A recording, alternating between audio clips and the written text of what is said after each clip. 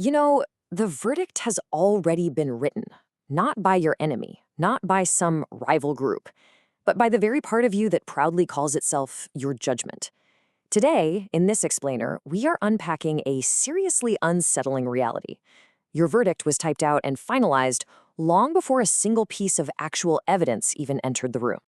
We're digging into Michael Shermer's landmark book, The Believing Brain. And look, this book isn't asking whether you have beliefs. It's asking what your beliefs are actually doing behind the scenes before you decide to call them true. This isn't an explainer about gullible people out there. This is about the invisible judge sitting inside your own mind, right now. As Michael Shermer so brilliantly points out, beliefs come first. The explanations, well, they just tag along later. See, your mind didn't lie to you. It just built its rooms way too fast. What you probably consider your objective, rational habit of judgment, it's really just an after-the-fact evidence routing system completely designed to protect your ego. You walked into the courtroom, sure, but the verdict was already sitting right there on the desk. Let's move right into Act 2, belief disguised as discipline. Now, here's a belief you probably hold. Maybe you've even said it out loud in your most serious expert voice. I don't believe things just because they comfort me. I believe them when the facts hold up. I really wish that were true. I do. But let's walk that clean, noble standard all the way down to its logical collapse. Think about it. Which facts actually reach you first? Which ones feel heavy and important? Which facts make you feel proud? Your whole standard depends on a gatekeeper, and that gatekeeper depends entirely on a feeling. Just consider this concept of belief-dependent realism. Obviously, reality exists completely independent of human minds. It certainly doesn't need our permission to be there. But your personal access to that reality, that passes entirely through your beliefs. Which brings up a pretty uncomfortable question. Who exactly trained that gate in your mind?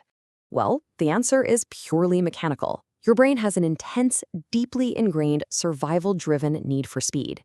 Shermer calls this patternicity. It's basically the drive to find meaningful patterns, even in pure random noise. Look, a brain that never formed quick patterns wouldn't survive in the wild. But that exact same mechanical need for speed, it turns pure coincidence into what feels like a clear signal. And it turns comfortable social dynamics into undeniable proof. And right after patternicity comes agenticity. That's when we start adding intention or a hidden agent to the pattern we just saw. Assigning intention to a wrestling bush was built to save our ancestors' lives. But today, this exact same protective skill pivots so quickly into prosecuting reality. The very survival skill designed to protect you becomes the biased judge that aggressively filters out any data it simply doesn't want to deal with.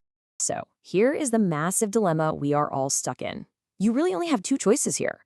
You can trust your internal judge, keep that rapid processing speed that makes you feel sharp, but risk defending a totally inherited, biased filter. Or you can interrogate your own judge and risk losing your nerve and that crisp confidence you rely on. Both options carry immense gravity. Pick speed, and you keep the error. Pick suspicion, and you lose your nerve. Now, you might think, I'll just demand facts, but a fast, highly trained mind doesn't actually defeat bias. In fact, the most biased sentence you can utter might sound exactly like, "Show me the evidence." That sentence sounds noble, right? But it can also be a massive shield. A trained mind doesn't necessarily outsmart the trap. It simply mistakes its own elegant, complex defensive maneuvers for the absolute truth. Let's head into Act 3, the glass load-bearing wall. This is where this explainer turns into a bit of a building inspection. We have to confront the second phase of your false belief, the incredibly dangerous assumption that identifying as a skeptic somehow makes you immune to being captured by your own biases. You think your doubt is clean. You think it burns right through the illusion.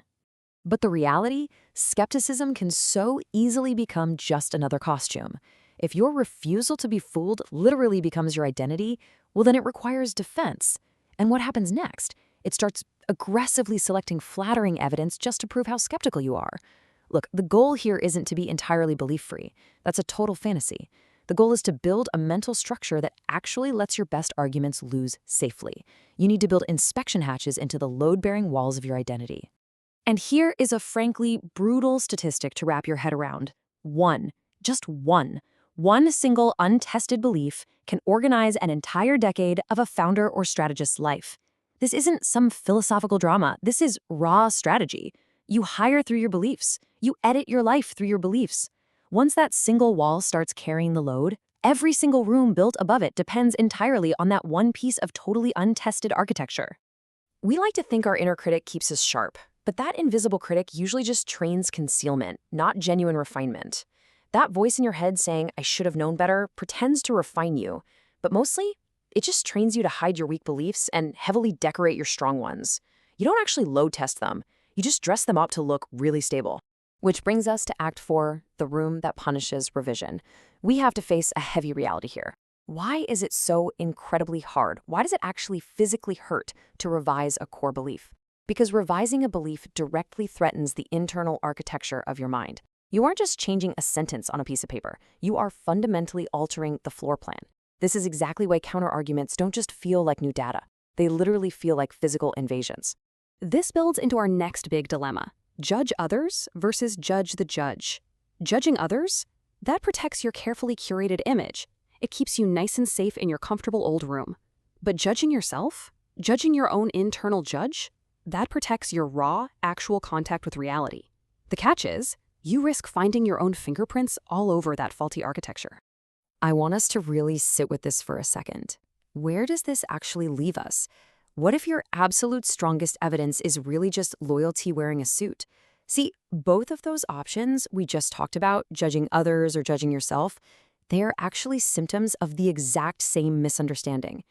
We tend to think that revising a belief is some sort of public humiliation. It isn't. Revising a belief is simply structural maintenance. If no amount of evidence could ever possibly change your mind about something, then you need to stop calling it judgment. Call it custody. Finally, Act 5, safe beliefs through practice. Yes, the verdict was written early because your brain is built to make meaning incredibly fast. But we absolutely must reframe this. The brain's rapid meaning-making is not an enemy to be hated. It's a structure that is urgently asking for light. That is the true, practical force of this book. It makes the invisible judge visible so it can finally be trained. So, how do we actually move all this philosophy into concrete architecture? Well, for those of you practicing the UpGoWise methodology, we use the 3-card machine.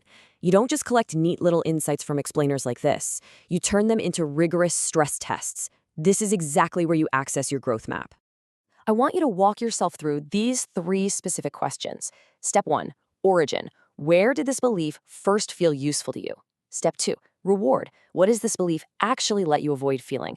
And step 3, test. What would make this belief smaller? And listen, this test should not be some grand public theater. It must become a merciless, entirely private habit that you do before the noise of the day even begins. To quote the philosophy directly, a clean mind is not belief-free, it is correction-ready. Think about that. A belief that actually survives this kind of intense private load test doesn't suddenly become sacred, but it does become significantly safer. It shrinks the ego. And most importantly, it gives you your strategic space back. Check the judge before the case. Write the belief. Hunt its strongest rival. Continue the internal transformation at upgowise.com. Before you do absolutely anything else tomorrow, you will write down one belief that you defend fast, and then you will collect one strong argument against it before you even open your feed or check your inbox. If you don't, you've chosen to stay exactly where you are.